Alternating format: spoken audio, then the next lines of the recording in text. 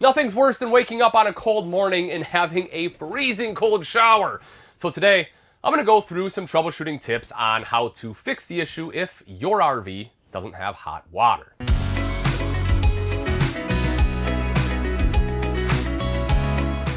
Starting off, we want to take a look at your control panel. Somewhere on there, you should have a water heater control, and it should say gas. Or it might just say water heater, and you'll just know that it is gas. You'll want to make sure that is flipped on. You will see it lit up like so. Some RVs, depending on the water heater equipped, also have an electric option. Now bear in mind that this electric element runs off 120 volt, not 12 volt. But if you have that option, you will generally either find the switch right here, kind of right next to the gas, or sometimes this switch is out on the water heater itself. So you will want to pay attention to that, again, depending on how you are trying to heat your hot water.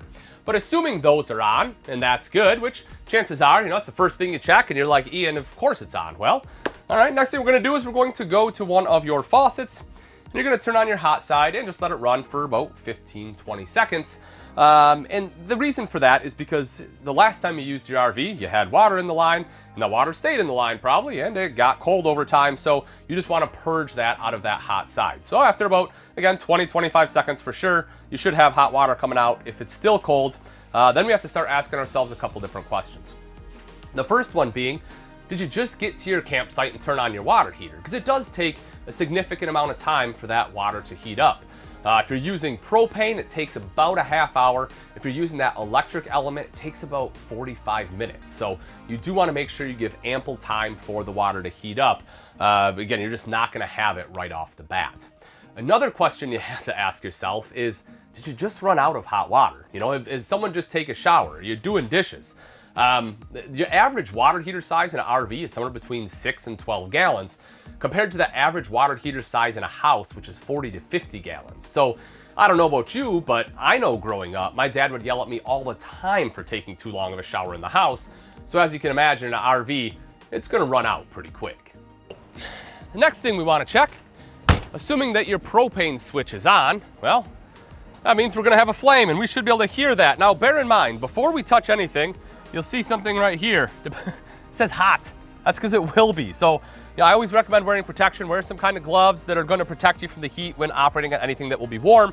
And again, your water heater may be located in a different place, folks. This one is obviously on the campsite. Some RVs will have them on the off-camp side, maybe in the back of the camper. But you will have a door that looks something similar to this. It might not be exact, depending on the brand, but it looks something fairly similar. So, what we want to do is we want to open that up. Now, even without opening it, if you're close enough, you should hear the roar of a flame, right? You will just hear something burning. But if you're not familiar with it, maybe you're in a noisy campground, you can open it up. And you should absolutely see a flame in here, assuming that your propane is running the way it should. Now, if you open this up, you don't hear anything, you open it up, you don't see a flame, well, that means we have a propane problem because propane should be getting here, it should be lighting.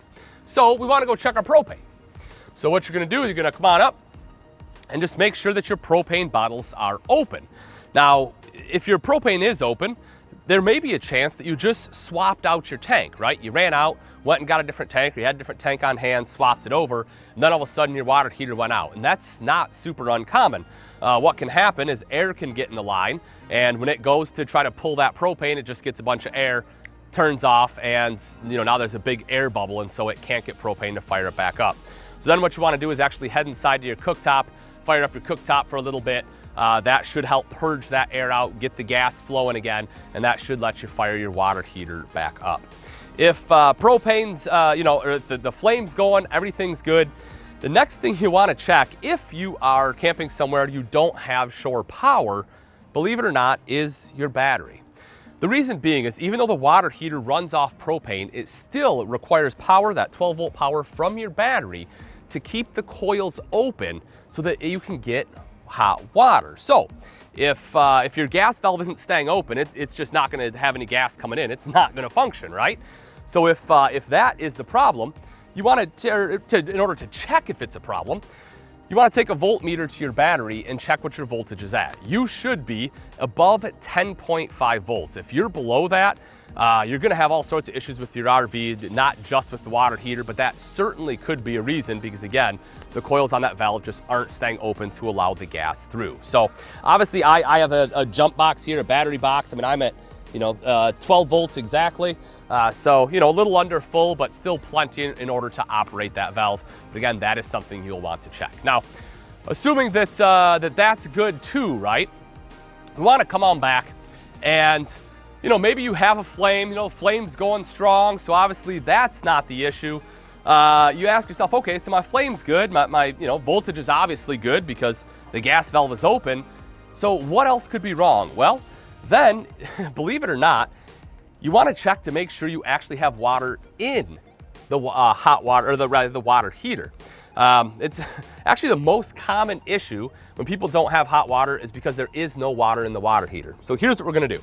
First thing is very carefully, you're going to want to just tap this valve right here. This is the T&P valve. You just kind of want to tap that to see if it is hot. If that is hot, that means that your water heater is at least trying to make hot water. It doesn't necessarily mean you have water in there, but at least you know it is trying to make hot water, so you're on the right track.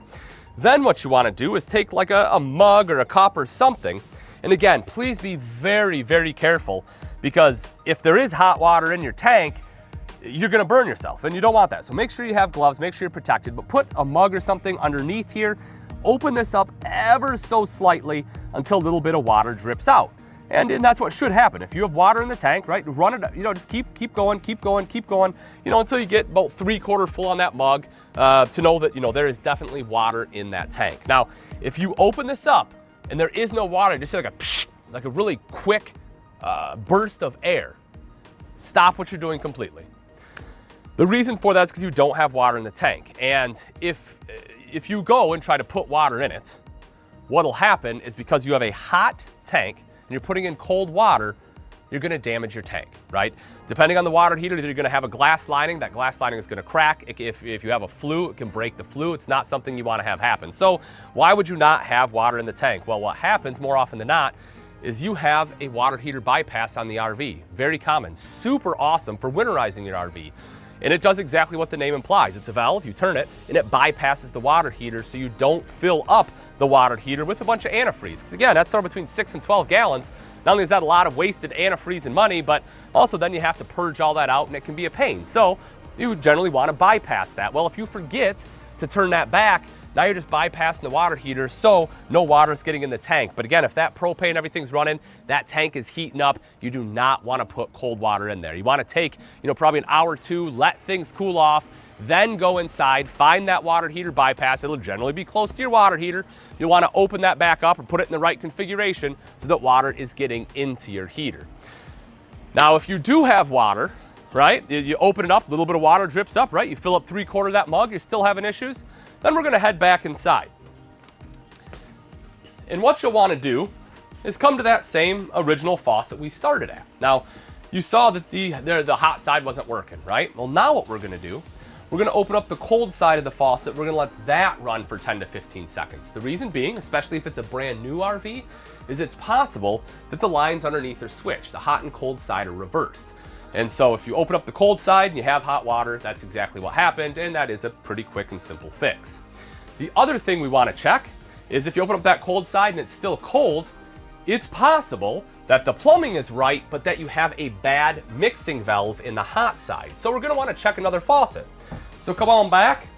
Come back to, your kitchen, or your bathroom faucet, or, tub shower, whatever it may be, but turn on the hot side. Again, let that run for, 15, 20 seconds and check it and see if you have hot water. And if you do, then obviously you narrowed it down to the fact that you have a bad mixing valve. I hope that this, again, fixed your issue, and I hope you enjoyed the video. And if you did, make sure you click subscribe. That way you can come back for more how-to and troubleshooting information.